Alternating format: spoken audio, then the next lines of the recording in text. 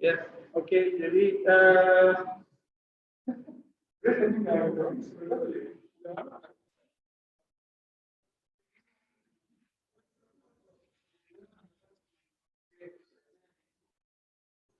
kecil ya. Mungkin harus dari sini. Cek 1 2 3. Oke.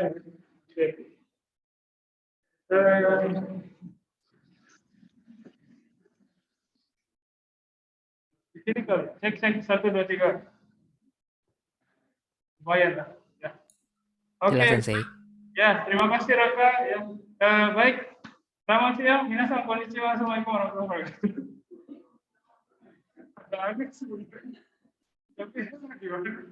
Terima kasih atas kedatangannya ya online. Terima kasih banyak. Mohon maaf tadi persiapannya agak butuh waktu ya. Ternyata memang online itu ada enaknya juga ya. Jadi perlu bawa ini, bawa itu. Gitu ya. Senang banget kalau. Tapi ya excited banget ya. Maksudnya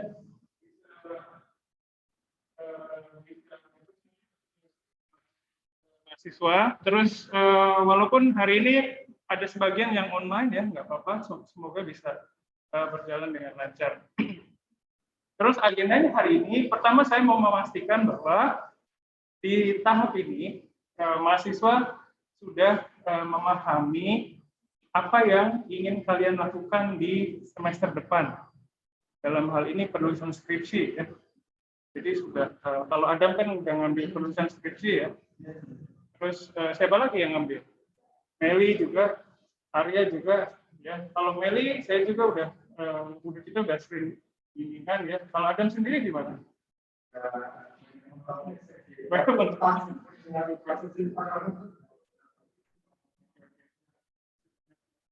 Jadi kalau Meli ini sekarang udah di tahap udah analisis juga ya sebenarnya.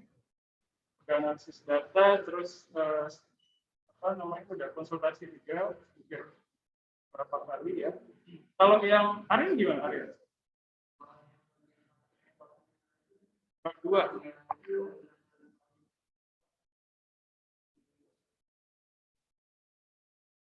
Oke. Ciri-ciri. Ya, makasih. Kalau yang di Zoom gimana? Ada yang udah ngambil penulisan skripsi selain Arya, Meli sama Adam? Saya. Ya, Gina ya. Gina. Kalau nggak salah Mercy juga ya. Sama Albert Sensei. Sama Albert ya. Oke Albert. Terima kasih. Jadi ada Gina, Mercy sama Albert yang ngambil penulisan skripsi ya. Kalau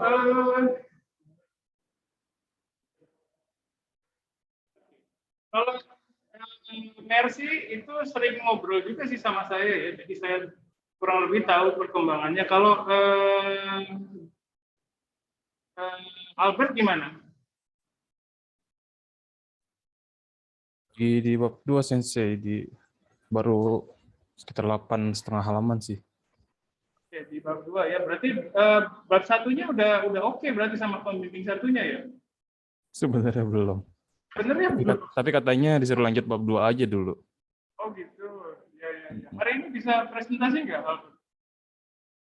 Waduh, presentasi gimana tuh? Ya, seperti yang kemarin saya sampaikan kan, saya minta mahasiswa itu bisa cerita tentang penelitiannya. Bab satunya paling nggak latar belakangnya apa begitu. Waduh, belum bisa Sensei sekarang. Ya, sebenarnya kan kemarin udah dikasih tahu ya. Oke, ya baiklah. Kalau Gina sendiri gimana?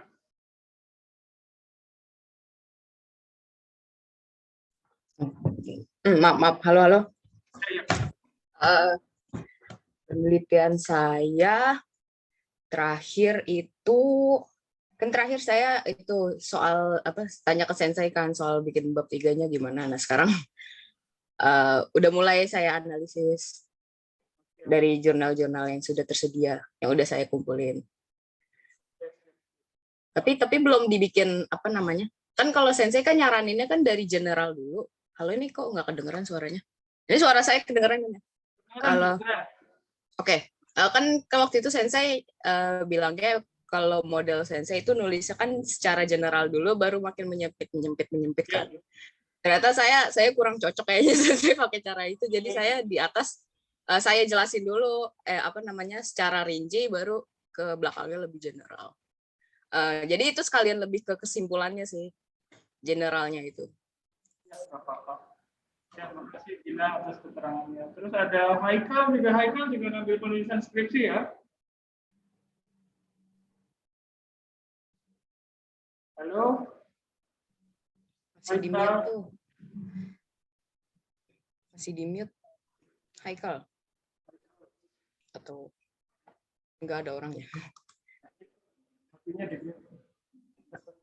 Oke, ya baik, nggak apa-apa, nanti dilanjutkan lagi. Yang sudah siap presentasi di kelas ini siapa? Arya, ya. Terus Andam sudah bisa. Yang lain? Oke, sip, terima kasih. Alika, ya. Lutfia, ya Allah. Lutfia, Alika, ya. Alisa, Alika. Ya, maaf. Ya, Lutfia, Alisa. Ya, oke. Ya.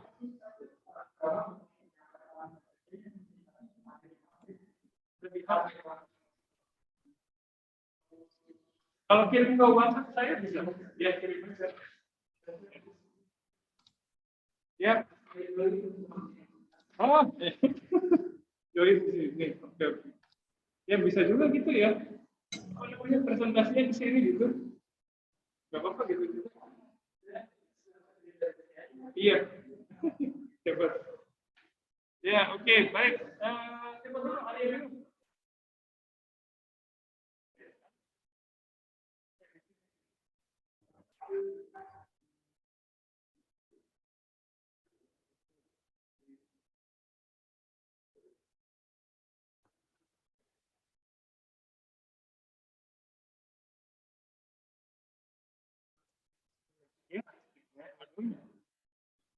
Ya, ya.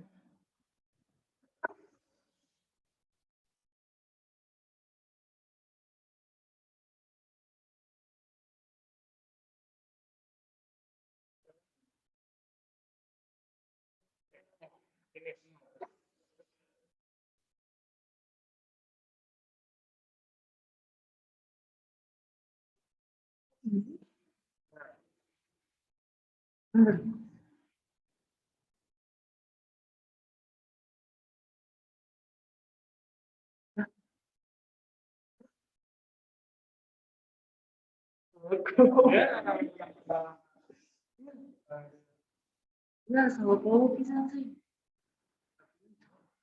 Kelompok satu aja udah habis.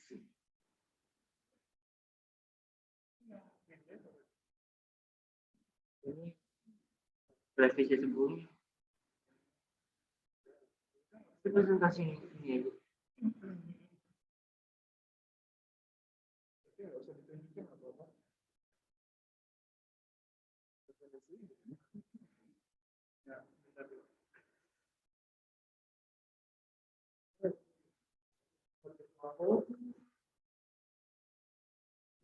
Nggak gitu ya, di depan sini aja, nggak lupa. Ya. Saya judulnya terlalu panjang jadi agak lupa.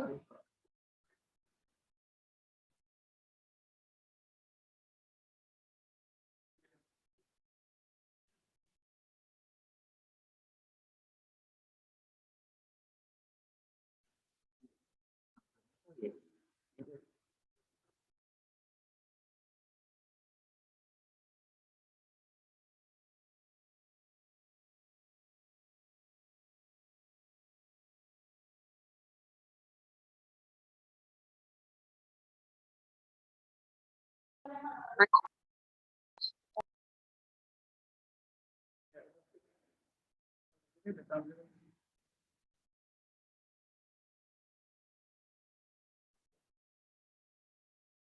Saya mau kasih.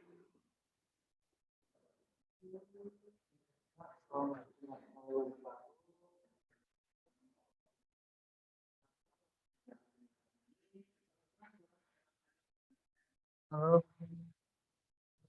Oke, Anwar. Oh, Assalamualaikum warahmatullahi wabarakatuh. Perkenalkan, nama saya Arya Gandhi. Ini saya mau menjelaskan tentang kegiatan penelitian saya tentang analisis geosego dan mengangkat dan naik varian itu lama.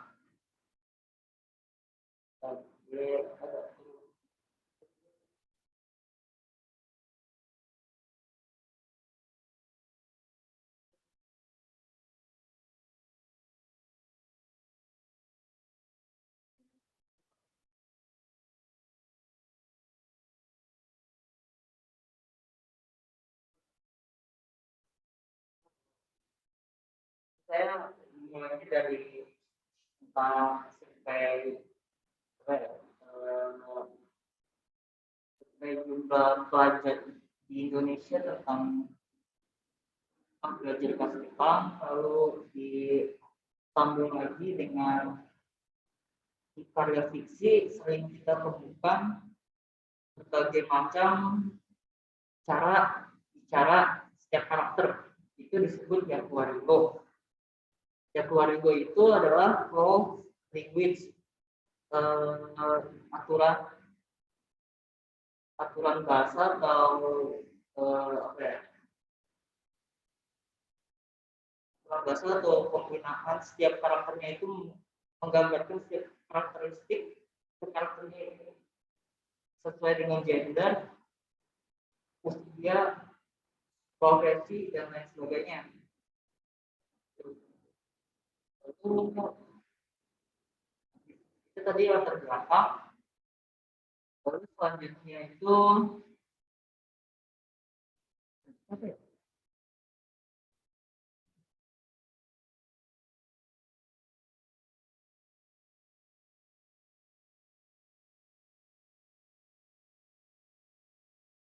Ini saya udah ngasih contoh beberapa contoh dari Yoseko.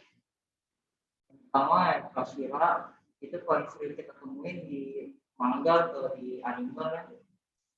Itu setiap kalau lihat cewek yang kayaknya seperti Jojo sama tuan putri, biasanya dia menggunakan Kashira atau belakangnya buat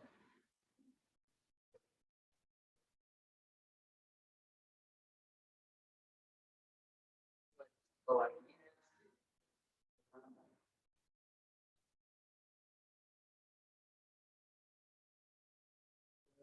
Yang harapannya dia lumayan banyak, cuma saya cuma mendapatkan dua aja yang ada tafsir lengkapnya itu, biar saya bisa apa mengcompare dengan penelitian saya.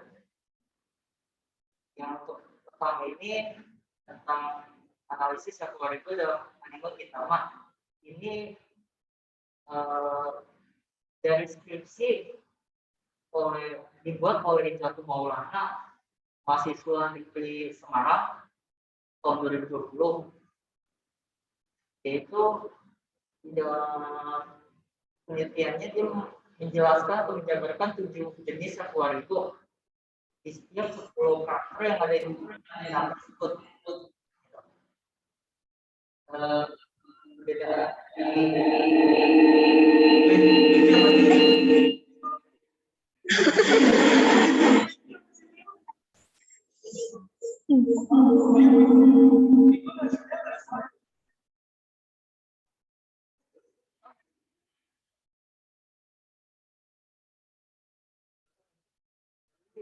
yang isinya dilakukan itu tentang dia menjelaskan 7 jenis Aquarico. Nah, sedangkan saya itu cuma menjelaskan satu, yaitu Joseigo. Ya, fokus ke Joseigo-nya aja. Untuk yang ini masih dalam apa belum saya lagi bedanya dan masih belum saya dia lebih fokusnya dan Joseigo cuma tapi mau Joseigo aja.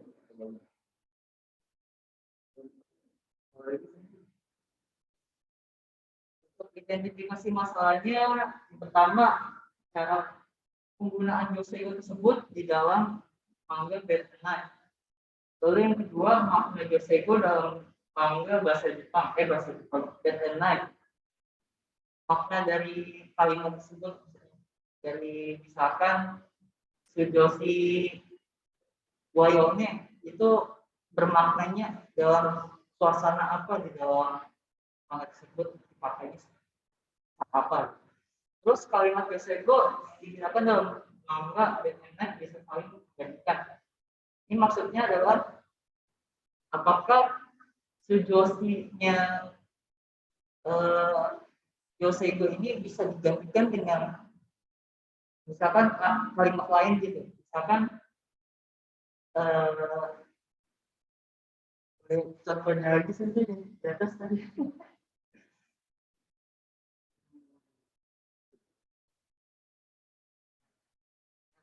Yang tiga bitoa inai no hashira. Nah, hashira ini bisa diganti nggak sih dengan kalimat lain misalkan tiga bitoa inai no ka atau tiga bitoa inai no inai ka kan gitu.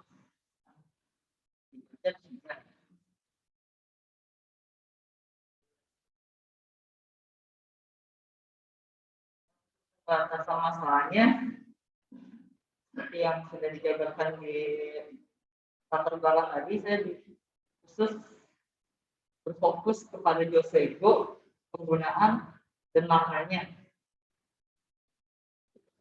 Untuk perumusan masalahnya,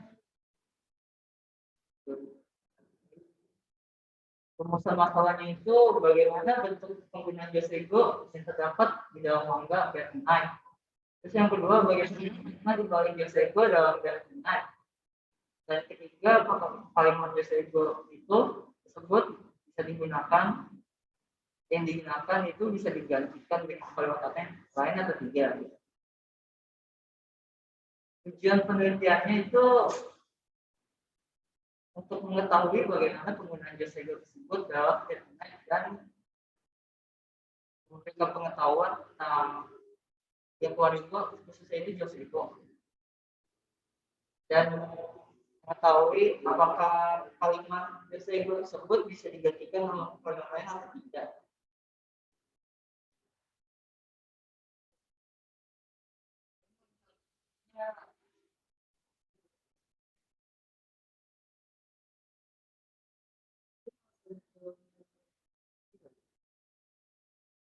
Metode penelitiannya saya menggunakan metode perpustakaan, yaitu dengan cari sumber-sumber dari makalah, skripsi yang relevan dan sumber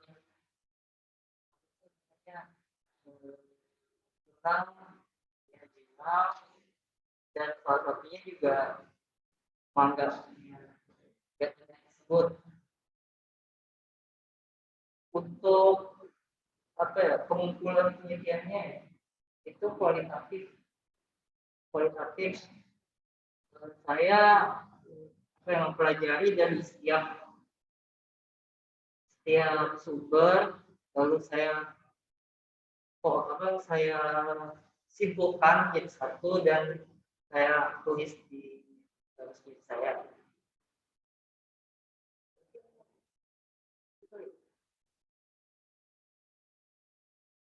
Ya, untuk tahap selanjutnya untuk bab 1 ini masih dalam proses kurang lebih 96% karena masih ada yang perlu diperbaiki dan belum direvisi ulang lagi sama dosen pembimbing. Lalu untuk bab 2-nya kurang lebih 60% karena masih ada beberapa yang harus saya jabarkan lagi tentang materinya. Lalu selanjutnya saya akan melakukan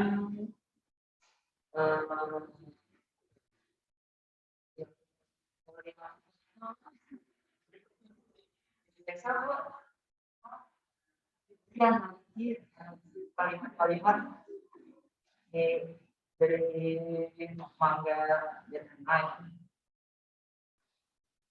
Dan untuk data-datanya yang sudah saya kumpulkan, saya akan saya rapikan lagi dan biar enak saat gitu.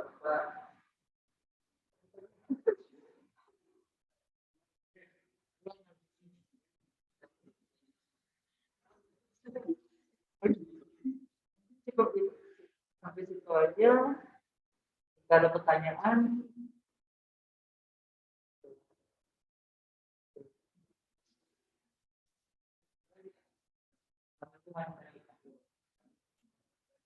Terima kasih Maria. Saya bisa mendengarkan penjelasan dari dengan baik ya. Oke, baik. Dari sini pertama, barangkali ada yang mau tanyakan dulu mengenai penelitiannya Arya. Silakan. Ya, silakan.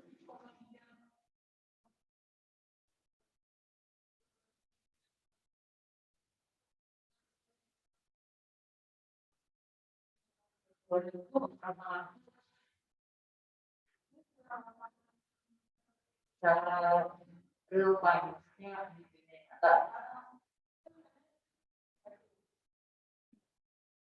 Jadi beberapa knowledge base-nya yang itu ada di dunia nyata.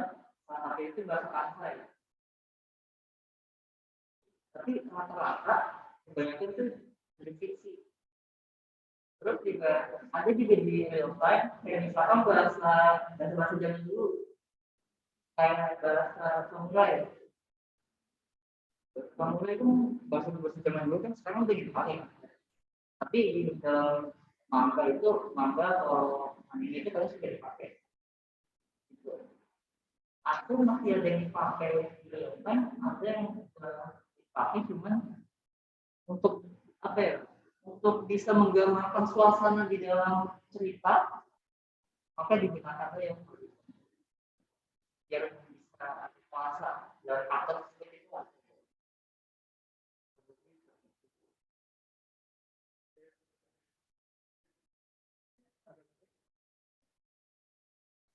Nah, personalnya ini saya milih tentang yang 2000 ini apa ya, mengaplikasikannya apakah hanya di fiksi atau di ini ya, di dunia nyata juga ada nggak gitu ya.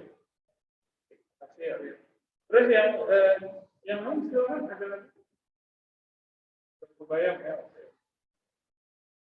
Jangan kan penelitian orang lain, penelitian diri sendiri itu penuh pertanyaan ya.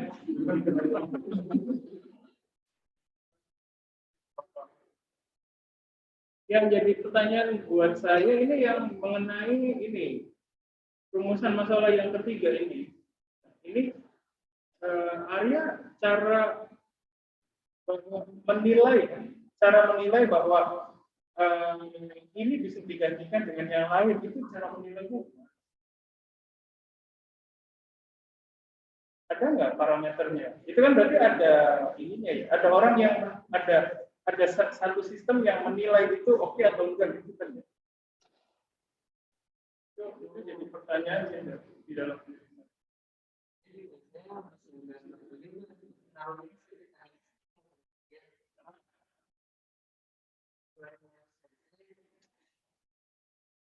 lagi gitu.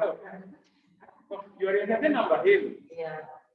Nah itu gimana caranya sih?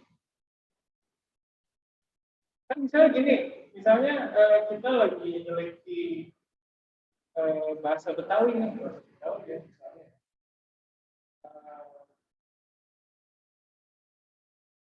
Misalnya gitu ya, semuanya aja lu. Ada misalnya dia penggunaan kalau bahasa Betawi kan kemana aja itu ada kemana aja dari kemana aja. Terus kita sebagai misalnya saya orang asing nih ya mau meneliti bisa nggak makan jadi keken. Nah itu yang menilai kan berarti bukan saya kan ya. Itu keken dulu kan misalnya. Kan itu kalau misalnya buat saya kayaknya oke-oke aja sebagai orang asing misalnya. Tapi kalau untuk orang dari orang Betawi kan beda lagi penilaian. Orang Betawi itu berarti dia punya standar. Oh, Megan tuh nggak bisa masuk dia. Itu Megan dulu kan nggak bisa ya. Nah ini masalahnya di sini itu standarnya seperti apa penilaiannya? Ya itu ya nggak apa-apa. Misalnya apa namanya area belum itu perlu dicari tahu. Kalau misalnya area penyediaan rumusan masalah yang seperti itu berarti harus ada cara menjawabnya. Jadi pada dasarnya nanti di bagian kesimpulan itu kita menulis jawaban pertanyaan-pertanyaan yang kita tulis di rumusan masalah. Saya bingung. Ada juga konsultasi lagi dengan dari PP. Coba ada yang cari tahu dulu gimana cara menilainya. Kalau misalnya, kalau yang dulu-dulu itu misalnya totemu sama hijau nih, misalnya, itu kan artinya sama ya. Totemu amai, hijau amai, itu artinya sama, sangat manis, sangat manis. Nah itu cara, misalnya bisa nggak totemu amai, ada kalimat totemu amai, bisa nggak totemunya diganti dengan hijau nih gitu. Ya, itu kalau ini kan masalah tata bahasa itu. Kalau tata bahasa itu ada rumusnya, paling enggak ada dasar-dasarnya gitu. Jadi bisa menggunakan itu sebagai dasarnya, bisa menilai oh ini bisa, ini tidak bisa. Kalau ini kira-kira gimana? Itu yang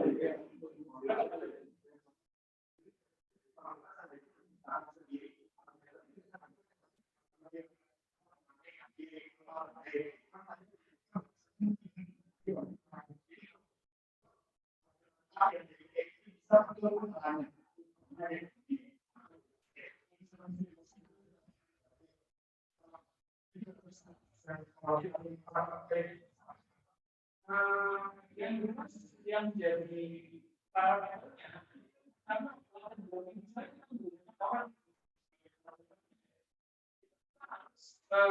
mencari itu latar belakang orang ini ya masih tahu ya bukan bisa misalnya di sendiri tetapi yang orang yang bikin latar belakang dia diperiksa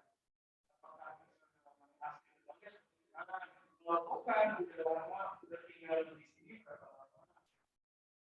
keterlibatan dia sama masyarakat seperti apa itu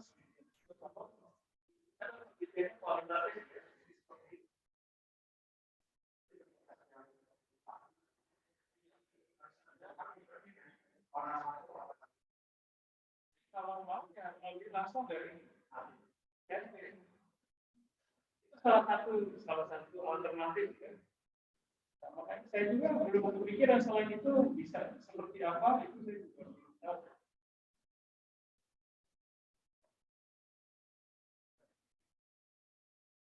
Suaranya kedengaran dia maaf. Ya. Jadi untuk rumusan masalah yang ketiga itu mungkin Arya harus memikirkan cara menjawabnya. Ya. Bagaimana bisa menilai sebuah joseigo itu bisa digantikan dengan joseigo yang lain. Itu harus menemu ininya apa namanya rumusnya. Kalau nggak ketemu sama rumusnya, harus ketemu sama orang yang ngomong bahasa Jepang native. Minta tolong ini menurut lo bisa nggak ditukar kayak gini? Dan itu nggak, kalau satu orang juga susah, minimal ya 2-3 orang gitu.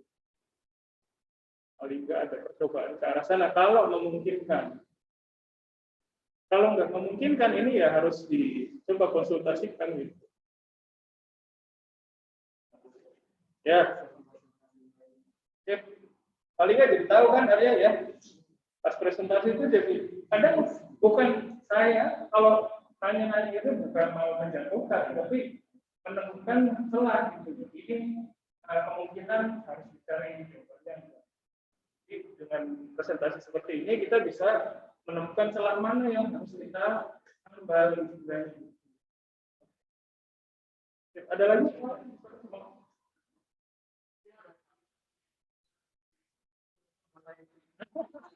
Ya, mungkin mengenai yang nomor 3 tadi, itu coba konsultasi aja sama apa? Atau selama ini penelitian mengenai Goseibu itu ada nggak yang cari tahu mengenai apakah bisa disubstitusi atau enggak? Dari penelitian terdahulu mungkin bisa ya. Siapa tahu ada.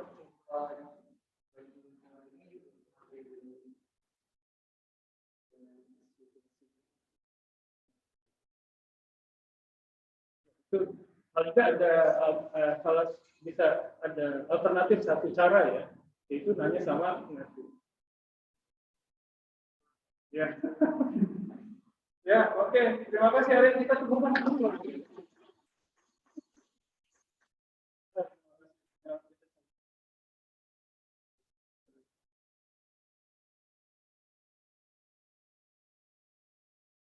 Ya, udah silakan. Bisa dicabut.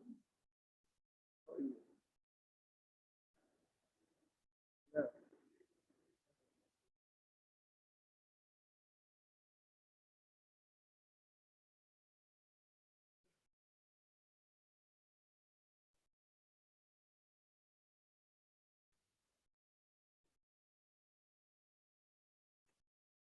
Ya, oke. Terima kasih Arya. Tadi mana ya? Oke, selanjutnya, Nelly. Sudah, ada bisa ya.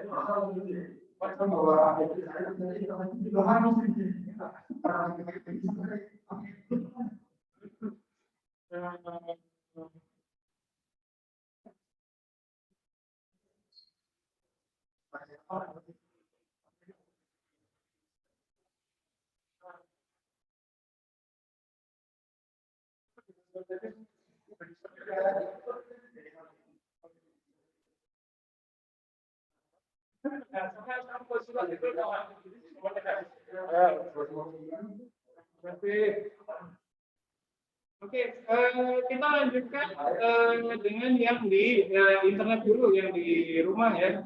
Nah, ada yang udah siap? Siapa? Saya siap, Sensei. Oke, Raka silakan Raka bisa sambil di share screen-nya.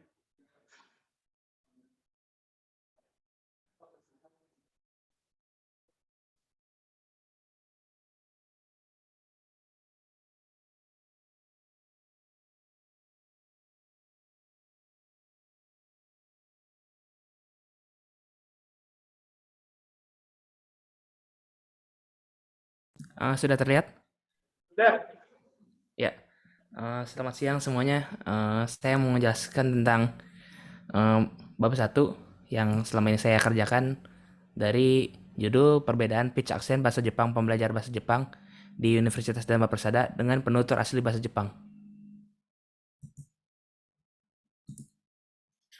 Latar belakangnya yaitu banyak yang minat orang Indonesia mempelajari bahasa Jepang, dan di sini kalau misalnya dalam kita mempelajari bahasa Jepang itu kan kita waktu itu belajar Oningrong ya dan Onseigaku.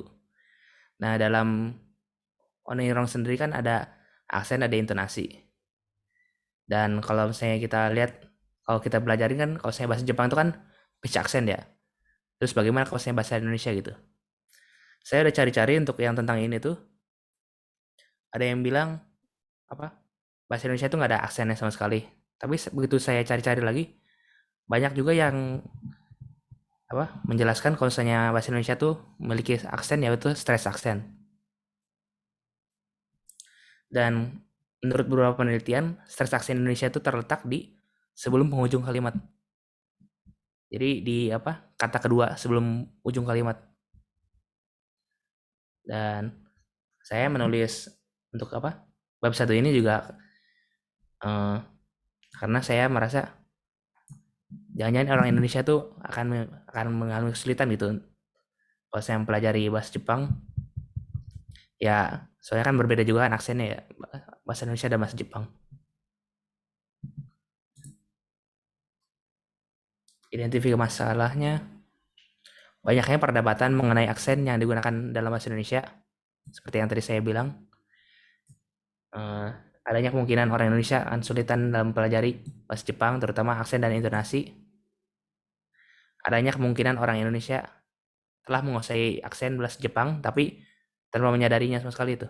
Jadi di sini bisa jadi orang Indonesia sendiri misalnya bilang kalau misalnya bahasa Jepang itu nggak ada aksennya sama sekali, padahal sebenarnya ada gitu kan. Ada juga yang kayak gitu, ada yang menyebutkan seperti itu, teman saya juga ada. Terus adanya kemungkinan orang Indonesia tidak bisa membedakan antara aksen dan intonasi. Dan ini kayaknya saya lihat banyak juga yang seperti ini. Jadi antara misalnya Kairu sama Kairu itu kan aksen ya. Tapi kalau saya ada juga yang menggunakan Kairu yang untuk katak, balik gunakan untuk pulang, apa intonasinya. Seperti itu contohnya. Dan media bahasa Jepang yang diserap oleh pembelajar bahasa Jepang tidak selalu bahasa Jepang standar. Karena banyak juga pembelajar bahasa Jepang yang memiliki hobi untuk membaca tulisan-tulisan Jepang yang dimana tidak menggunakan bahasa Jepang standar. Ya contohnya kayak light novel atau manga ya, atau mungkin lirik lagu juga. Kan kadang tidak menggunakan bahasa Jepang standar. Berikutnya pembatasan masalah. Objek penelitiannya aksen dari kata benda, meisi, dengan kata bantu, ga, yosinga, dalam bahasa Jepang yang digunakan oleh mahasiswa aktif dan lulusan sastra Jepang di Universitas Dharma Persada. Untuk pengamalan datanya, saya menggunakan Google Form yang berupa kuis pilihan ganda.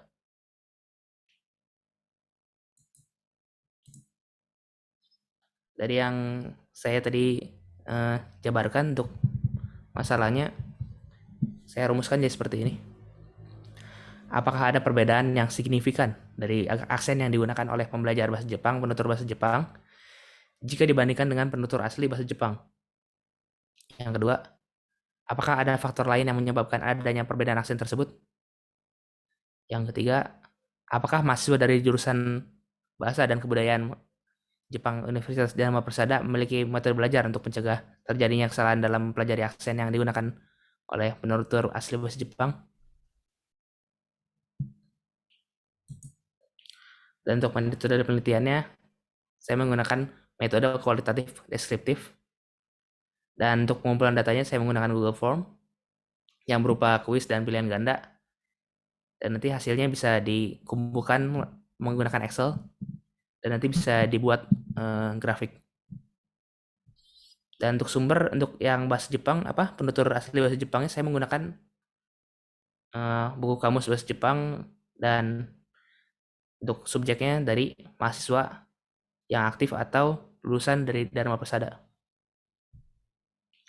Untuk prosedur pengambilan datanya, maksud saya penelitiannya pengambilan data, analisis data, dan hasil analisis.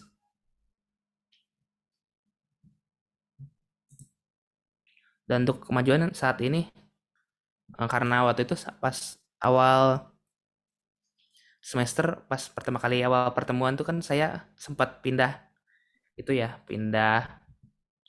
tema. Dan 18 Oktober saya baru menentukan temanya yang kali ini. Dan 25 Oktober saya berhasil menuliskan bab 1 walaupun belum rampung.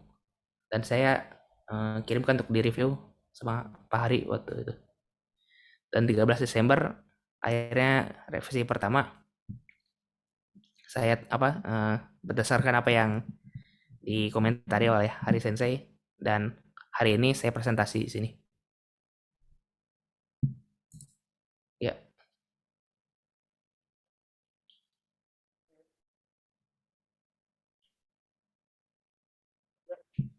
Terima kasih. Silakan. Pertanyaan atau komentar dan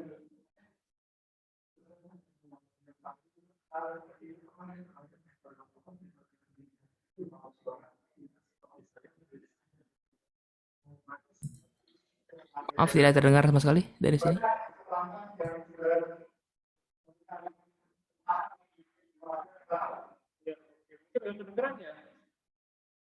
Sama sekali tidak terdengar, Sensei. jadi ada komentar dari Adam ya, metode penelitiannya ya, katanya metode penelitiannya itu tergambarkan dengan sangat baik sekali ya. Jadi apa namanya, dapat pencerahan temannya. Itu komentarnya Rafa. Oh, terima kasih. Oke, baik. Ada lagi yang lain? Silakan. Ini berarti Rafa ngambil maksudnya penelitiannya tentang pitch aksen untuk kata ya, bukan kalimat ya. Oh iya, jadi bukan untuk berupa kalimat karena saya juga takutnya ketukar antara intonasi dan pitch accent itu sendiri. Jadi saya menggunakan kalimat kata benda dengan kata bantu ga. Nah, dasar keputusan itu ada. Maaf, nggak begitu benar. Dasar keputusan, misalnya dasar Raka memutuskan untuk mengambil datanya itu berupa pitch accent dari kata gitu, bukan kalimat. Itu dasarnya apa? Dasarnya ya karena saya sendiri kan tidak mempelajari tentang intonasi, lebih ke aksen. Jadi saya di sini emang mau menelitinya tentang aksen dan saya takutnya kalau misalnya untuk kalimat itu nanti intonasi juga akan berperan juga kan, jadi faktor di situ. Oke, berarti Raka harus menjelaskan itu ya mengenai aksen, intonasi gitu. Jadi karena dua hal itu kompleks, jadi yang sekarang itu ngambil penelitiannya mengenai aksen dulu sementara gitu ya. Iya begitu sih. Ya, jadi harus bisa menjelaskan kekompleksan dari aksen dan intonasi gitu ya. Oke, terus ini kan berarti harus ada parameternya ya. Berarti harus ada contohnya istilahnya, contoh aksen yang benar. Gitu ya. Itu contohnya didapat dari mana? Untuk selama ini saya menggunakan ya buku pelajaran dari waktu saya di Hiroshima. Ada untuk yang Joshi ga yang ditempelkan di kata benda dan saya lihat cukup lengkap. Ada ininya ya, parameternya ya. Nah, terus mencari tahu mengenai pitch aksennya pembelajar itu gimana? Jadi saya nanti di Google Form pakai Google pilihan ganda dan untuk misalnya kan kalau pitch itu kan ada low dan high ya, ada rendah dan tingginya. Jadi nanti saya akan tulisnya low high high atau high high low gitu di kuisnya. Sebentar. Saya mungkin nanti sebentar share-nya saya ganti ke yang satu lagi.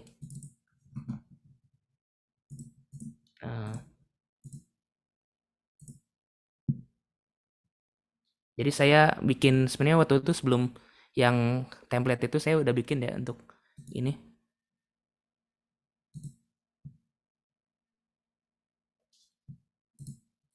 Dan untuk pembagiannya, untuk pembeda pitch accent itu ada beberapa cara dan cara yang mungkin saya akan ambil karena kalau misalnya pakai yang simbol seperti yang maru yang kosong sama maru yang bulat yang penuh ini kan mungkin agak susah ya dibedakannya. Jadi mungkin saya menggunakan yang ini aja, yang H dan L, high low. Kayak contohnya untuk yang hashi ini, H-nya itu kan yang tinggi, C-nya yang rendah. Dan untuk ini, sebentar saya cobain.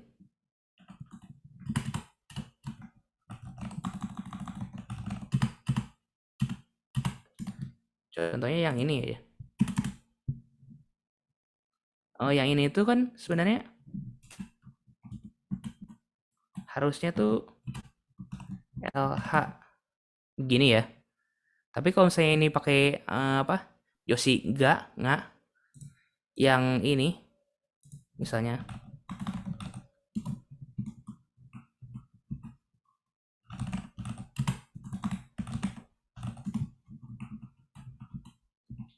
yang saya tahu itu ga-nya itu kalau misalnya untuk yang hashi itu G-nya justru L. Sementara untuk yang Hashi yang ini justru H. Nah, saya ingin membuat Google Form tentang yang ini. Jadi kalau saya menggunakan Yoshiga nanti bakal turun atau naik gitu.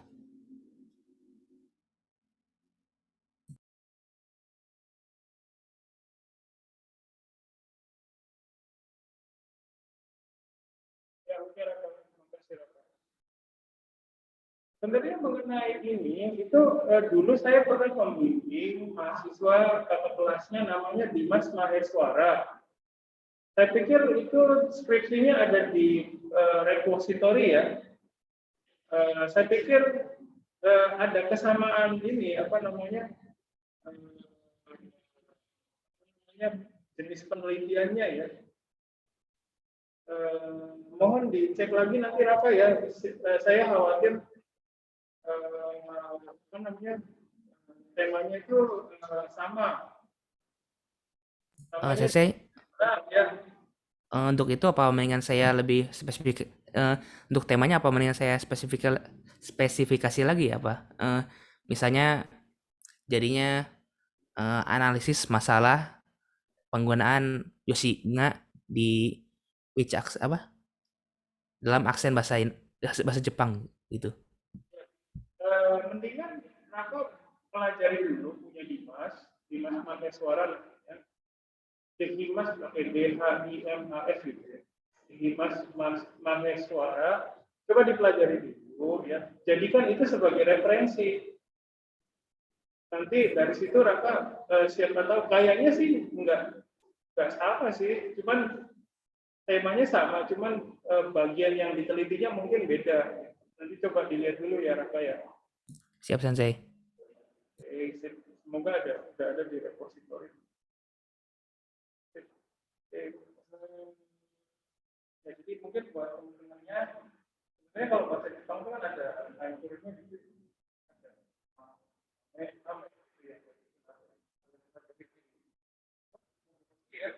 Nah, Raka ini mau cari tahu tentang pembelajar bahasa Jepang di sini tuh di Unsur itu pemahamannya terhadap aksen gitu ya, kayak gimana sih gitu ya Raka ya.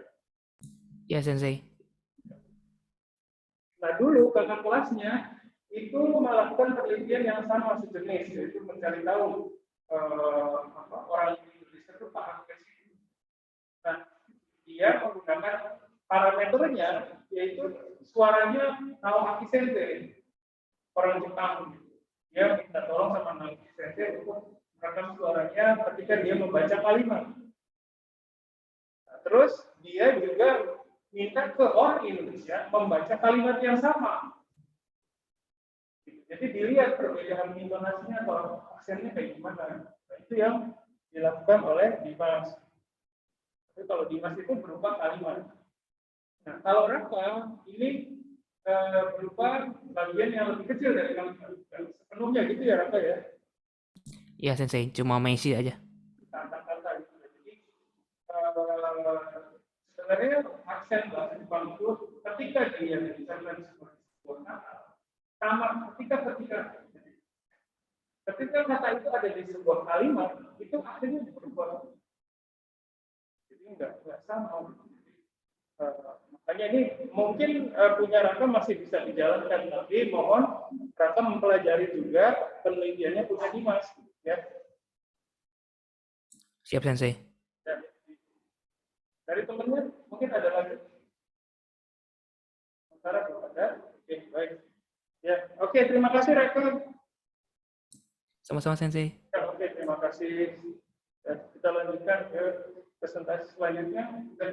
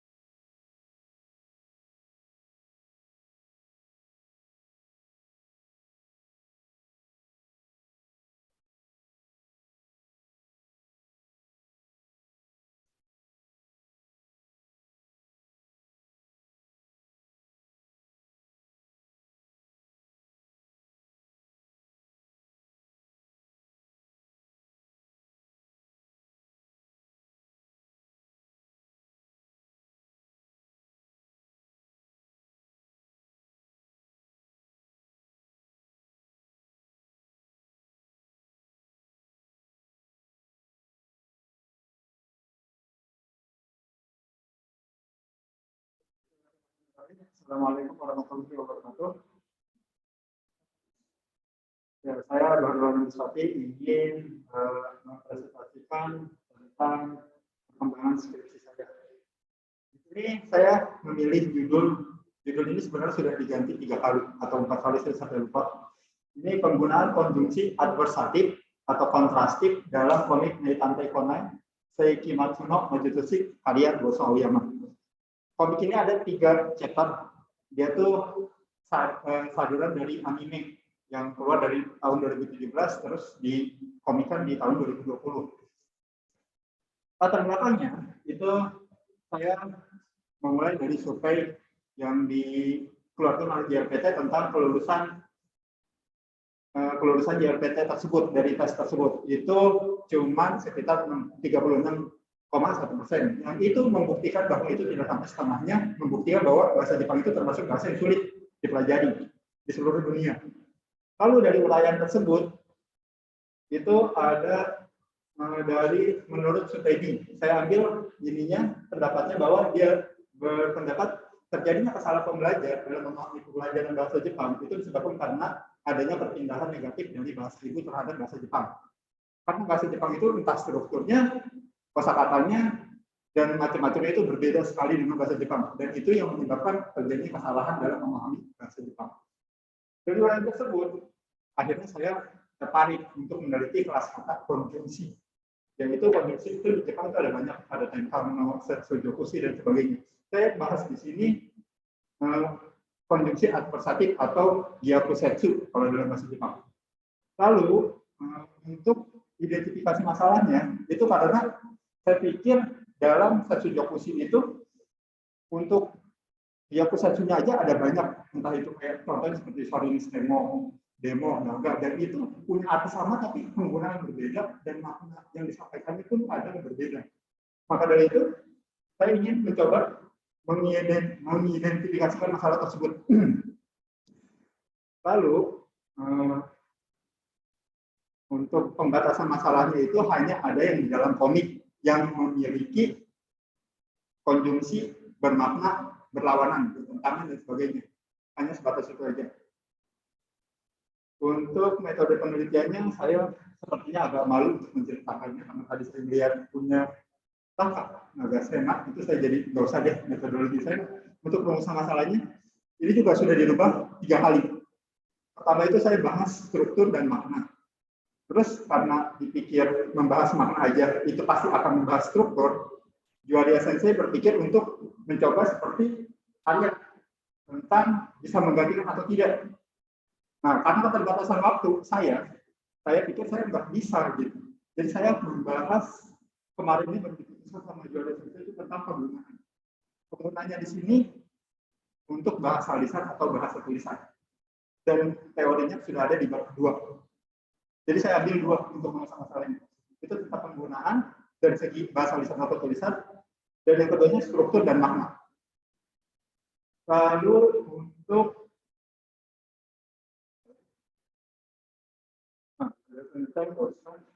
kemajuan dan rencana, saya sudah menyerahkan kemarin hari Senin itu full ke Juaria Sensei itu bab 1, 2, 3, dan 4 serta perincian semuanya yang dibutuhkan seperti surat layak uji, terus kata pengantar dan sebagainya.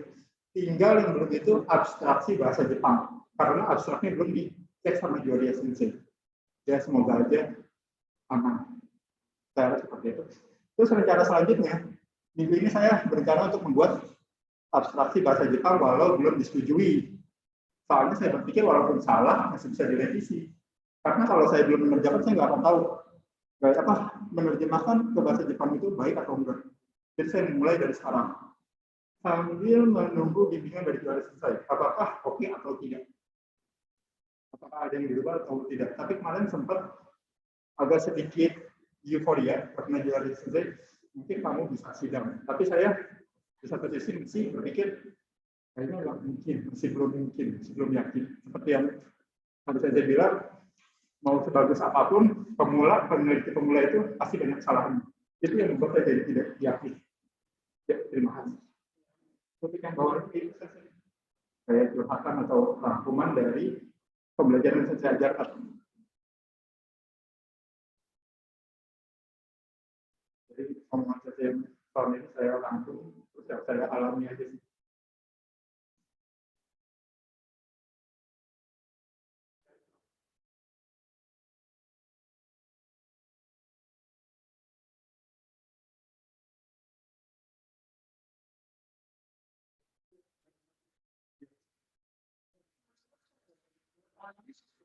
Semuanya saja. Dan analisis kemarin saya rubah yang saya bilang itu coba dikelompokkan berdasarkan pertama itu saya mengkelompokkan berdasarkan tapi dan meskipun. Soalnya ada Nimo Kakawalazu di komisi tersebut. Jadi ada meskipun. Terus di bawahnya itu saya kelompokkan lagi berdasarkan makna kecewaan, apa dan sebagainya. Jadi ada pembagian strukturnya lagi. Ada. Di HP memiliki sendiri. Ya, kalau bentuk siripsnya ada di HP juga. Atau saya kasih suka baca, ada kesalahan. Oke, ini apa? Nggak berani juga.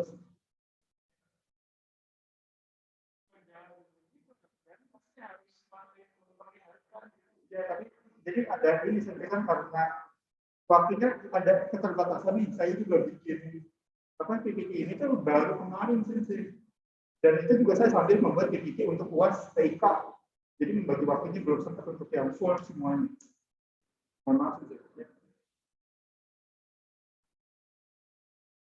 Nah, gue jual selesai juga. Aku masih banyak yang Ya, oke, terima kasih. Dari teman-temannya, silakan ada pertanyaan atau komentar. Ya, silakan. Ya,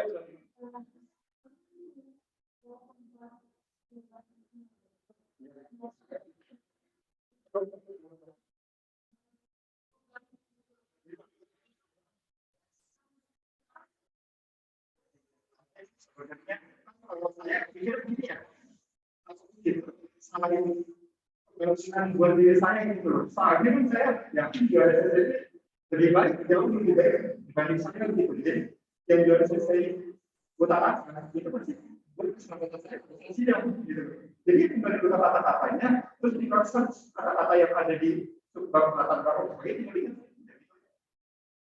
Sebenarnya kalau kita mengerjakan begini, yang dokusan sih, ribet sih, cuma daripada tadi sidang saya lebih baik pada itu. Yang kalau pesan dari pengorbanan, saya mau belajar dulu.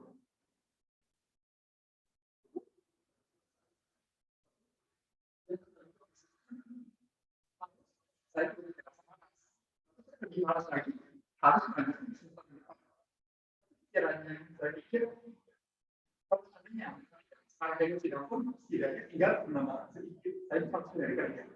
Seperti itu sih. Kalau tidak bisa pikir seperti itu.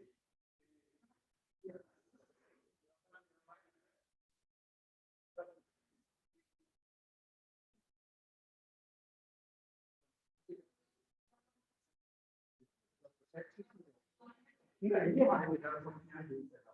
Coba saya di pembatas sama langsung jelas. Itu yang bertentangan atau berlawanan. Jadi harus dibahas. Tapi meskipun walaupun ya, oh iya, menjelaskan tadi saya bilang. Jadi waktu mengerjakan ini tuh saya bagi-bagi. Soalnya memang saya agak praktik dalam teknologi, jadi harus lebih banyak menghabiskan waktu sih dibanding kalian begini. Karena saya juga usia sudah tua dan belajar untuk ini tuh agak susah. Saya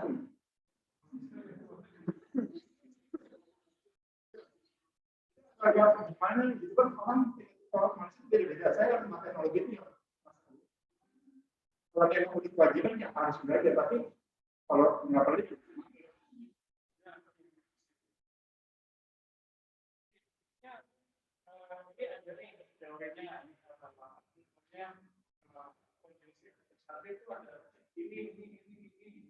penggunaannya seperti apa sih realnya gitu ya.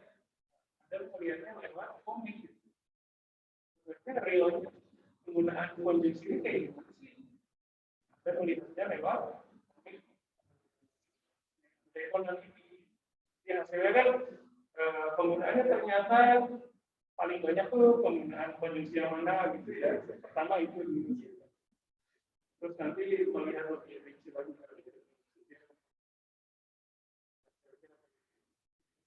Dari yang di rumah ada pertanyaan?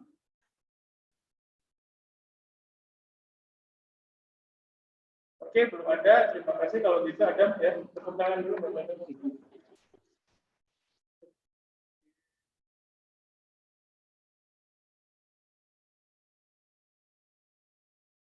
Selanjutnya, siapa? Yang di rumah? Yang selanjutnya siapa? Oke.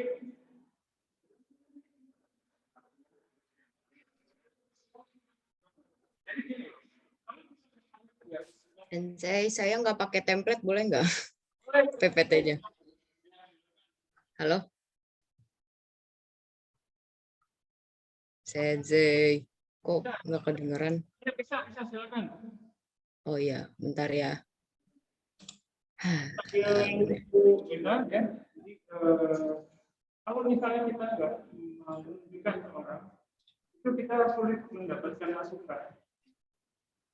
Lagi bingung, saya ngerti semua lagi bingung, nggak apa-apa. Tapi kita harus bisa menunjukkan dulu, nih saya mau lakukan. Nah, bingungnya di bagian ini sama ini sama ini. Jadi, maju itu buat konsultasi sebenarnya, bukan untuk dinilai. Oke, silakan kita. Oke, terima kasih Hari Sensei. Assalamualaikum warahmatullahi wabarakatuh.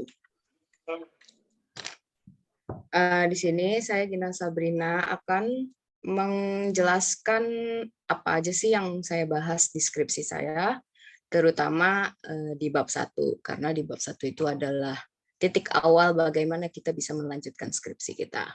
Oke, mulai dari latar belakang dulu. Yang seperti yang udah kita ketahui kan, dari kecil nih kita kan udah sering nih nonton hal-hal yang berbau Jepang, apalagi soal anime. Nah, jadi emang industri Jepang itu udah masuk ke Indonesia sejak bertahun-tahun lalu. Yang kayak tadi kata saya, karena kita dari kecil udah tahu, misalkan kayak Doraemon atau Crayon Shinchan, seperti itu. Udah termasuk memori masa kecil kita lah, bisa dibilang. Nah, udah dari gitu, mulailah orang-orang nih yang minat mempelajari bahasa Jepang, seperti yang bisa dilihat di grafik 1 ini. Nah, dari grafik batang ini yang paling besar itu sebanyak 66%. Ini di tahun 2018 ya. Orang yang tertarik belajar bahasa Jepang itu alasannya karena interest in anime, manga, J-pop, fashion, dan lain-lain.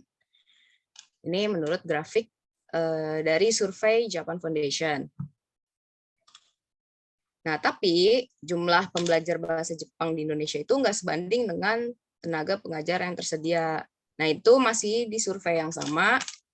Kalau kita lihat di tahun 2018, ada sekiranya itu di Indonesia ini paling pertama ya di Asia ya. Asia atau ASEAN? Oh ya, Southeast Asia. Indonesia itu menempati urutan pertama dengan pembelajar bahasa Jepang terbanyak, yaitu sekitar 700.000 orang. Tapi kita lihat lagi di sini, pengajar bahasa Jepang ini hanya 5.000. Nah, berarti per 100.000 populasi di Indonesia, satu guru itu paling tidak harus mengajar hampir 300 orang untuk belajar bahasa Indonesia. Nah, itu dinilai kurang efektif lah dalam keberlangsungan pembelajaran bahasa asing. Nah, dalam penelitian saya ini, bentar. Mana sih? Oke, kita ke sini dulu. Dalam penelitian saya ini, saya menggunakan 2 buku untuk dijadikan suatu pedoman, yaitu Approach and Methods in Language Teaching yang dibuat oleh Jack Richards dan Theodore, dan satu lagi metodologi pembelajaran keterampilan bahasa Jepang yang dibuat oleh Dr. Andes Sujianto. Nah, kedua buku ini garis besarnya aja ya, menjelaskan tentang metode metode-metode pembelajaran bahasa Jepang yang sudah ada yang dikembangkan oleh para ahli. Nah, kalau buku yang dibuat Sujianto ini lebih spesifik di bahasa Jepangnya aja. Sedangkan kalau yang buatan Jack Richards dan Theodore ini gambaran pembelajar bahasa asing di Eropa gitu. Entah itu bahasa Spanyol, bahasa Inggris, atau bahasa sebenarnya paling umum bahasa Inggris sih dijelasin ya di buku si siapa nih? Jack Richard sama Theodore. Oke, kenapa saya ambil penelitian ini? Berarti ini termasuk menurut saya ini identifikasi masalahnya. Oke, yang pertama itu karena ada ketidakselarasan antara pengajar dan pembelajar dalam menentukan tujuan belajar. Saya pernah dengar dari teman saya itu, waktu itu dia pernah kursus bahasa Jepang di salah satu tempat kursusnya lah yang ada di Jakarta. Dia tuh curhat sama saya. Gue tuh kan mau belajar bahasa Jepang, gue kan biar ngerti ya nonton anime ya. Tapi di kelas gue tuh nggak ada pembelajaran Chokai, dia bilang gitu. Ya dia nggak bilang Chokai, pokoknya nggak ada pembelajaran listening sama sekali. Yang ada tuh dia disuruh sama gurunya ngerjain tugas mulu, ngerjain apa, dikasih PR tuh banyak menumpuk, disuruh hafalin kosakata, disuruh hafalin grammar. Nah di situ katanya dia jenuh. Padahal tujuan awal dia tujuan awal dia belajar bahasa Jepang itu ya gue pengen bisa ngerti nih nonton anime tanpa subtitle seperti itu. Tapi nyatanya ketika dia masuk di kelas bahasa Jepang ternyata antara pengajar dan pembelajar tujuannya mereka tidak menyelaraskan tujuan belajarnya dari awal. Nah, terus yang kedua, pembelajar tuh banyak nih tahu nih bisa mengidentifikasi satu-satu pengajar A ini metode ngajarnya tuh begini, pengajar B metodenya begini. Tapi banyak yang belum tahu kalau setiap metode itu sudah ada teorinya dari para ahli, dan di penelitian saya ini dijelaskan lebih lanjut apa saja sih metode yang biasa digunakan. Nah, seperti yang saya bilang tadi, statistik yang barusan tentang alasan orang kenapa belajar bahasa Jepang ini kan karena interest in anime, manga, bla bla bla. Tapi tentu saja setiap pembelajar memiliki tujuan belajar bahasa Jepang yang berbeda-beda. Untuk pembatasan masalahnya sendiri ini saya lupa tulis di PPT sih. Saya sih lebih ke pembatasan menganalisis metode pengajaran yang ada di analisis metode pengajaran bahasa Jepang yang ada di Indonesia saja, begitu. Dan apakah itu cocok atau tidak untuk si pembelajar.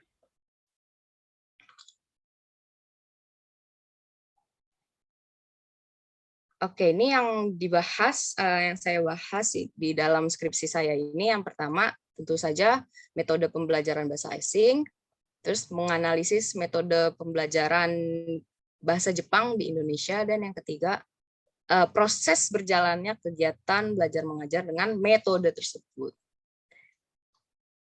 Oke, rumusan masalahnya yang pertama, metode apa yang biasa digunakan di dalam kelas bahasa Jepang. Jadi sebelum itu saya maaf. Bentar. Aku nggak ada ya.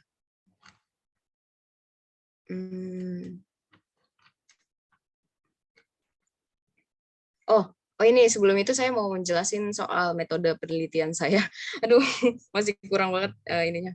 Pokoknya metode penelitian ini metode penelitian kualitatif deskriptif dengan cara mencari jurnal-jurnal penelitian yang sudah ada sebelumnya. Makanya dari sini rumusan masalah saya, metode yang biasa digunakan dalam kelas bahasa Jepang yang sudah saya cari referensinya dari jurnal penelitian yang sudah ada. Belibet ya bahasanya.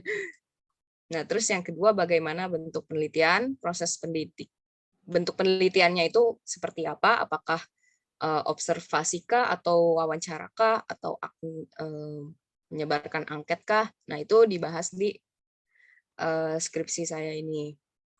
Dan yang terakhir, proses pendidikannya itu seperti apa? Maksudnya tuh alur pembelajaran pendidikan bahasa Jepang di Indonesia itu biasanya bagaimana gitu. Oke, tujuan dan manfaat penelitian ini. Yang pertama, tujuannya yang pasti mengetahui teori pembelajaran bahasa asing, terus untuk mengetahui metode apa yang cocok dipakai di kelas di bahasa Jepang. Karena yang tadi saya bilang, kadang antara guru sama murid itu kadang nggak ada kecocokan. Si gurunya pengennya apa, si muridnya tuh pengennya apa. Jadi kalau bisa, emang harapan saya dengan adanya penelitian ini, mungkin sebagai calon guru atau calon pembelajar bahasa Jepang bisa lebih dulu disamakan gitu tujuan pembelajaran bahasa Jepangnya itu mau gimana dan untuk apa biar sama-sama enak. Nah, untuk manfaat yang bisa diambil dari penelitian ini yaitu bisa mendapatkan wawasan baru tentang berbagai macam metode pengajaran dan dapat mengidentifikasi metode yang cocok untuk tujuan pembelajaran bahasa tersebut. Oke, sekian dan terima kasih. Apabila ada kritik, saran, atau pertanyaan, bisa ditanyakan langsung di sini. Terima kasih.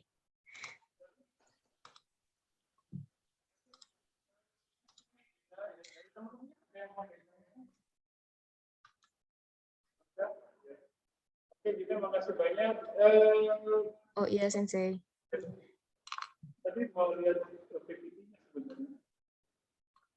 Halo? Halo, Nggak kita kedengeran. lihat lagi nggak PPT-nya? Kenapa? Oh, mau di-share lagi? Iya, iya. Bentar. Ini. Atas rumusan masalah. Coba rumusan masalah. Bentar. Ya. Ya, pertama ada metode apa yang biasa digunakan di kelas. Terus ada bagaimana bentuk penelitian. Kalau yang pertama sama yang kedua mungkin bisa dicari jawabannya lewat penelitian-penelitian terkait pembelajaran atau pendidikan bahasa Jepang selama ini kali ya. Iya, Kalau betul. yang di tengah itu gimana cara cari jawabannya? Kenapa, Sensei? Yang mana? Yang tengah. Oh, jadi penelitiannya seperti apa gitu ya? Iya, bentuk penelitiannya. Yang tadi saya jelasin, apakah dia observasi, apakah dia wawancara dengan guru ataupun pembelajarnya, kayak gitu-gitu. Nah, terus yang ketiga itu proses pendidikannya yang diceritakan di dalam penelitian yang sudah ada. Ya, terima kasih. Nah, ini ada pikiran ini nggak? Misalnya pergi ke LPK atau kursus gitu, terus wawancara orang di situ, ada nggak rencana? Maksudnya pikiran jurusan? Belum kepikiran sih. Sekitarnya Soalnya saya benar terbatas banget ruang geraknya kan, Sensei. Jadi emang sebisa mungkin saya cari yang apa yang bisa saya lakukan di rumah aja sebenarnya. Lebih ke situ. buat keluar gitu ya. Tinggalnya di mana? Kenapa?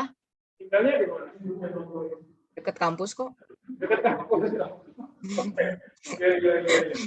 Sebenarnya ya kalau misalnya minat ya sebenarnya supaya lebih hasil penelitian itu lebih meyakinkan itu mungkin akan lebih baik lagi ya silakan dipertimbangkan aja mengunjungi semacam kursus gitu ya yang ada di sekitar gitu terus nyari tahu gimana proses pendidikannya di situ gitu. Itu mungkin akan lebih meyakinkan itu kalau memungkinkan ya silakan dipertimbangkan.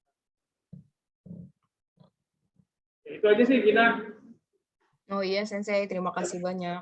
Nanti saya juga kepikiran ada satu lagi buku yang mungkin bisa apa namanya berguna gitu nanti saya share di mental group ya. Baik, terima kasih Gina tepuk tangan. Ya. Silakan, ada pertanyaan katanya.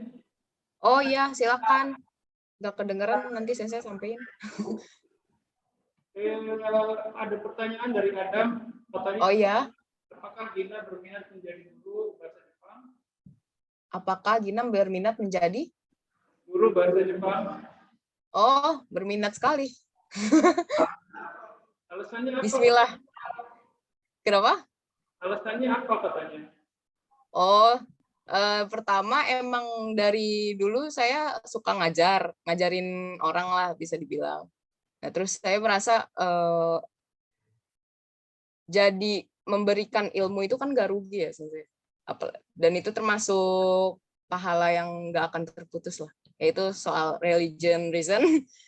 Pertama itu, terus yang kedua saya emang suka ngomong, suka ngajar.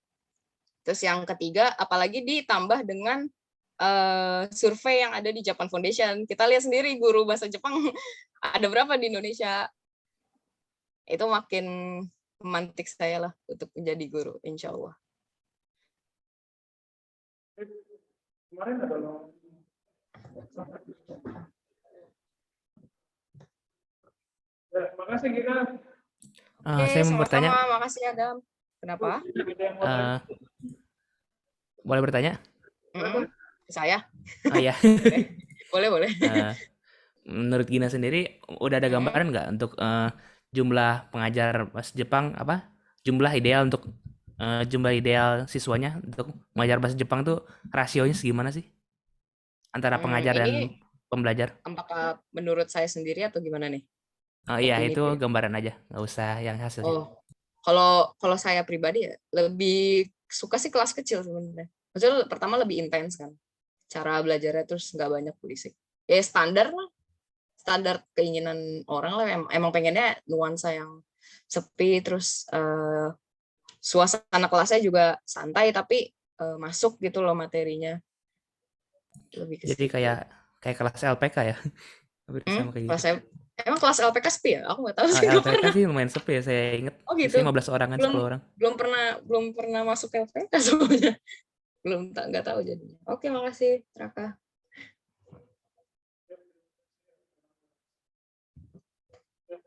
Ada dari yang lain? Oke, baik. Kalau tidak ada, makasih banyak yang sudah presentasi. Ya. Tapi waktunya sudah sedikit. Ada satu lagi mungkin yang mau presentasi. Satu orang lagi boleh? Ya, silakan.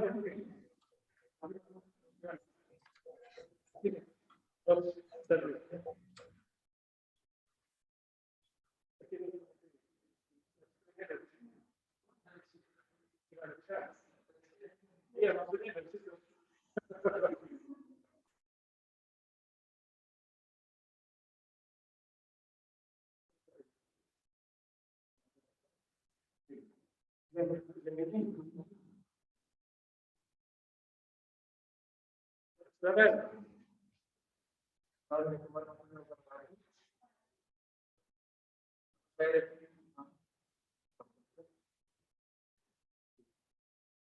Kedengeran nggak suaranya?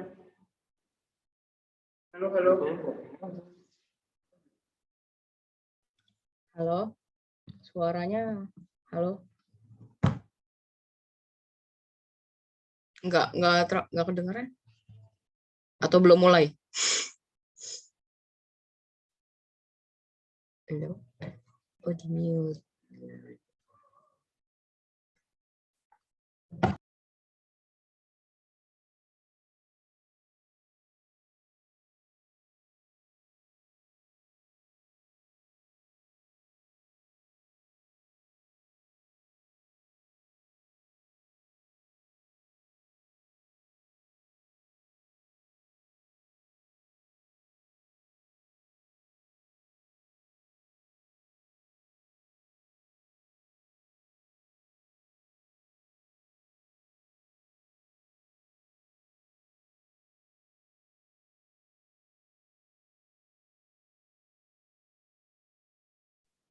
Tes baru. Assalamualaikum warahmatullahi wabarakatuh. Nama saya Rifki Maulana. Saya hari ini ingin menjelaskan hasil dari bab 1 saya. Ini belum kelar sih.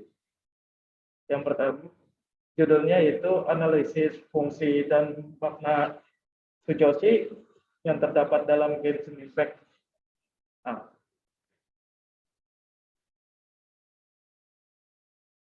latar belakangnya saya survei dari beberapa mahasiswa, dinyatakan itu vertikal itu ada 6 orang itu menjawab itu sangat sulit, dan ini ada beberapa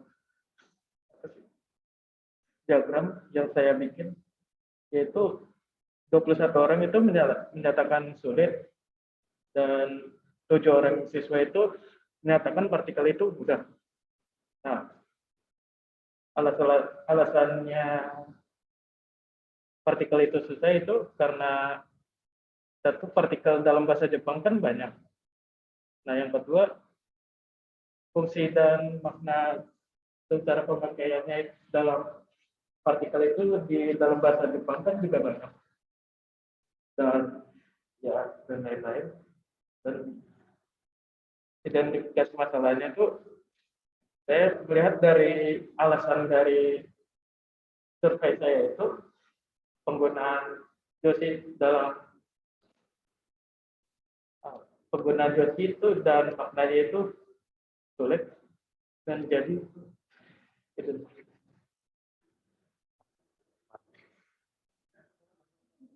Pedro.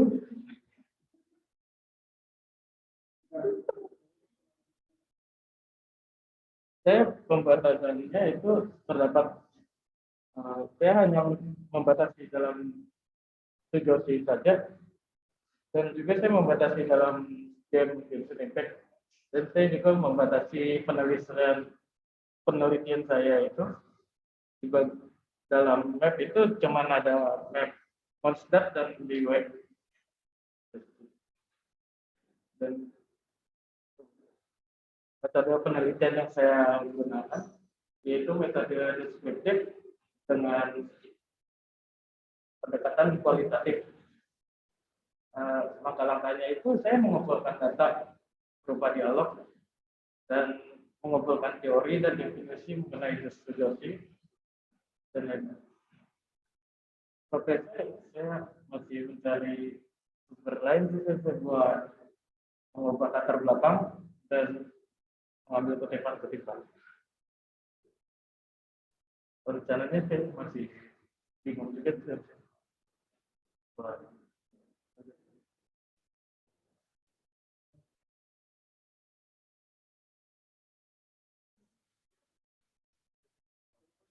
Terima kasih. Assalamualaikum warahmatullahi wabarakatuh. Terima kasih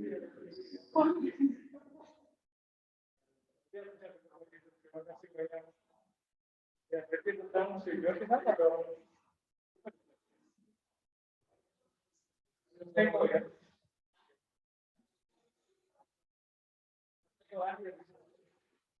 Ya, jadi untuk Rizky, terima kasih banyak sudah mempresentasikan penelitiannya yang mengenai apa dari penggunaan gitu ya di Joshi di dalam game Genshin Impact ya.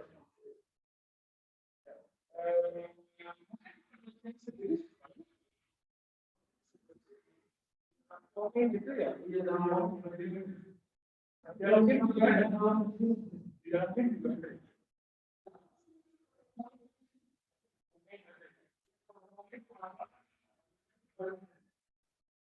Kalau misalnya ada kemungkinan sejenis, itu berarti Rizky punya PR harus menunjukkan apa bedanya dengan diri saya dengan diri orang lain. Jadi bukan hanya sekedar berarti saya judulnya beda di Genshin. Apa yang membedakan fenomena bahasa di Genshin Impact sama di domain yang lain.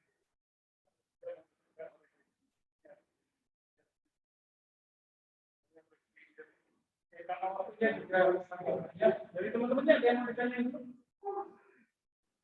Ada. Jadi seperti yang tadi saya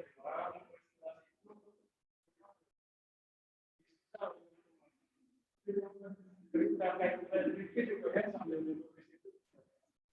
Atau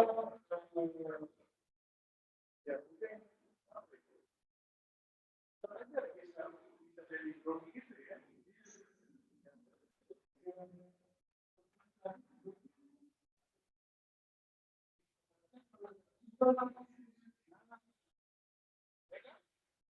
yang nggak kayak gitu, harus sering dari harus biasa menyampaikan apa yang kita pikirkan kepada orang lain. Kenapa kita tapi tidak pikirnya seperti itu. Iya, dalam perjalanannya mungkin online itu saya sempat kita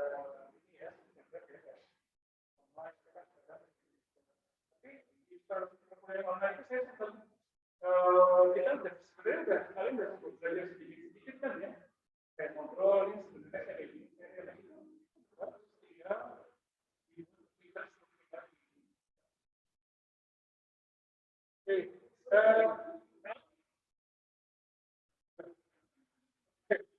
terus saya mau menjelaskan mengenai UAS ya yang di rumah kedengaran nggak? Terdengar Sensei.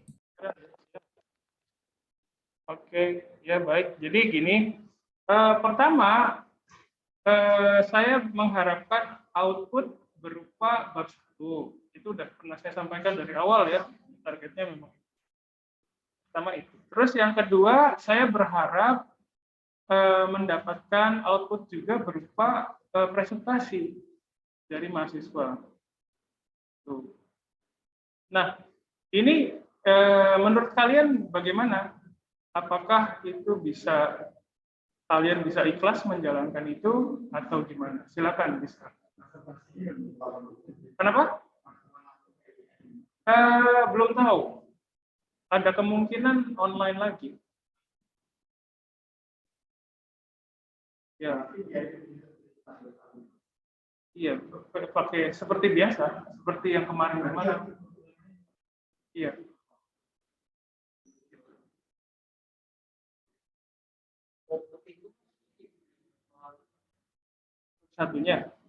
Bab satunya disubmit ke GCR. Oh enggak. Ini minggu ini tuh cuma percobaan minggu doang. Kedepannya kan udah masuk 2 minggu tenang kan ya? Itu belum tahu.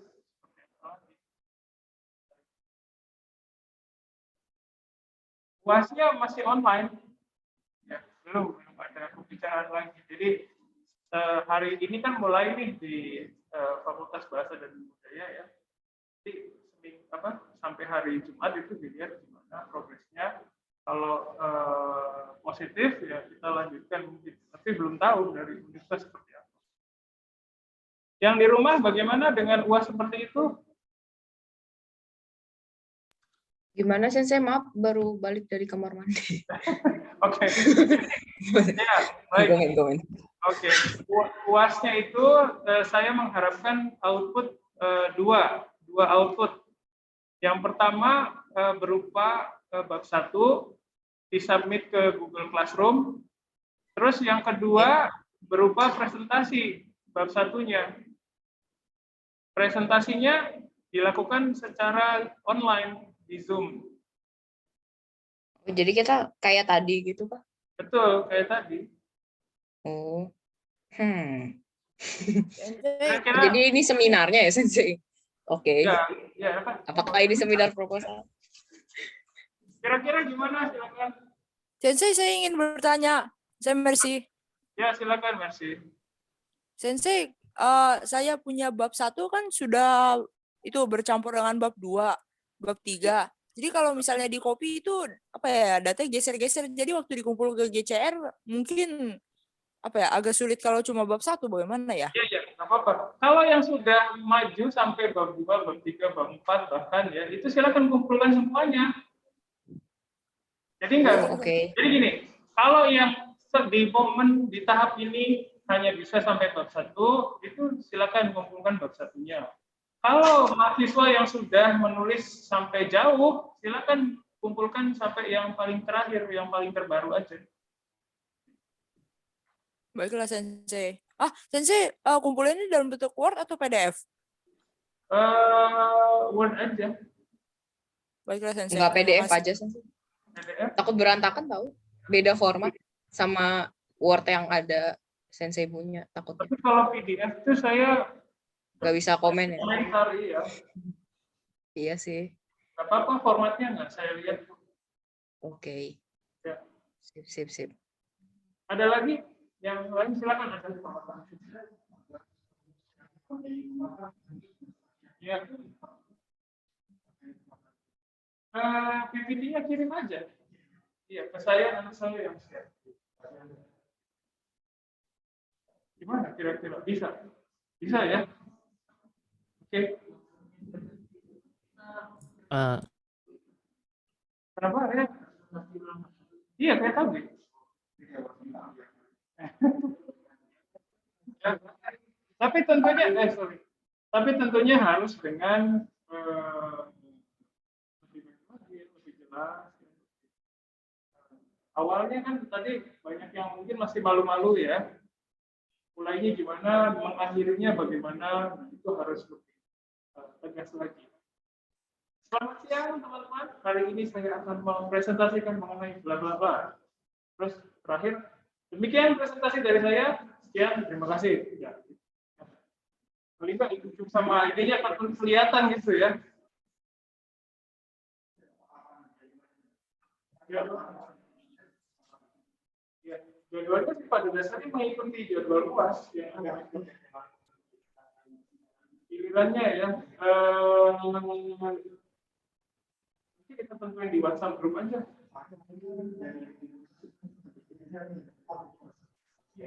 Oke, bisa. Kan duluan aja. Bisa mengenai urutan presentasinya kita tentukan di WhatsApp grup aja. Oke. Ya, oke. Terus saya tentuin aja ya random ya. Biar adil ya. Oke. Sip. Yang di rumah bagaimana, bisa terima seperti itu UAS-nya bisa dilaksanakan? Bisa. Bisa Sensei. Bisa. Oke, terima kasih. Yang di sini gimana? Ada lagi komentar? Silakan ada.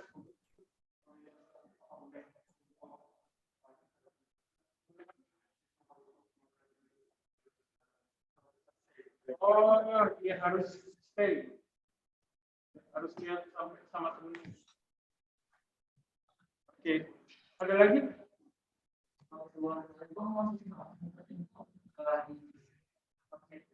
Iya, sampai tadi yang terakhir ya. Apa? Iya,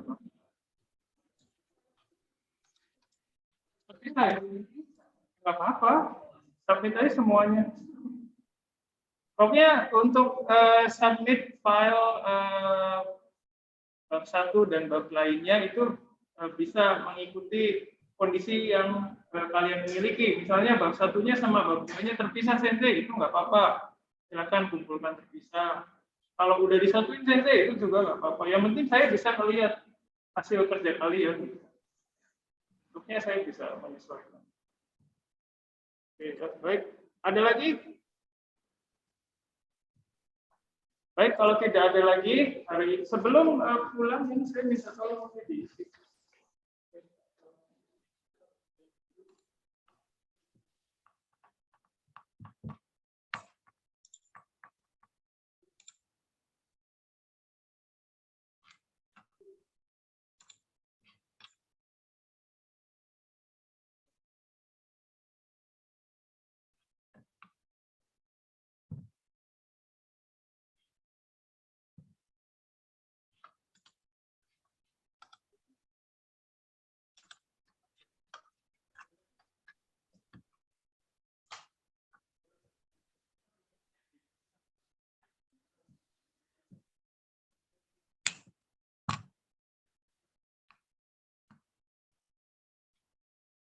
Ya, untuk yang di rumah, terima kasih banyak ya atas partisipasinya. Saya tutup di sini. Terima kasih. Assalamualaikum warahmatullahi wabarakatuh.